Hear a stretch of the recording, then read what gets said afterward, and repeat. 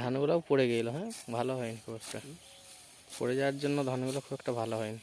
ধান পড়ে গেল, সব আগ পড়ে গেল, পোকা ফলা হয়ে গেছে। দেখা যাচ্ছে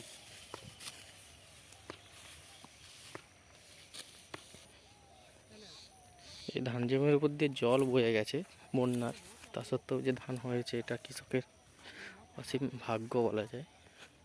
এইসব ধান উপর দিয়ে জল বয়ে গেছে। ধান কাটতে লেগেছে মানুষ আস্তে আস্তে, কিন্তু বেশিরভাগই মেশিনে কাটা হবে, ওই জন্য সব অপেক্ষা করছে এখনও। আর এইসব জমিতে এখন এরপর আলুর লাগানো হয়, মানে আলুর চাষ হয়।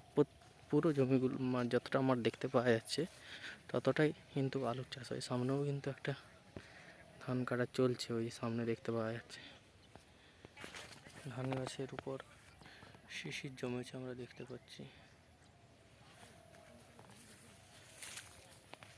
সবজি চাষ করেছে, এটা একটা কাকুর জমি। এটা টমেটো গাছ, যেমন হচ্ছে মূলা শাক, আরও কফি চারাও আছে লাগানো।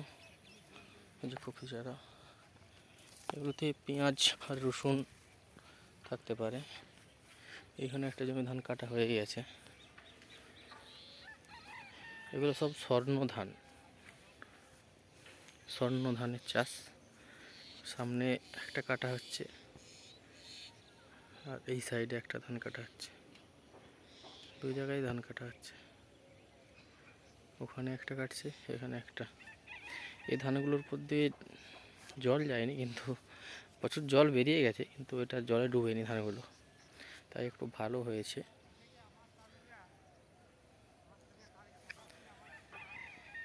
ঠিক আছে, আজকে এই পর্যন্তই, আবার দেখা।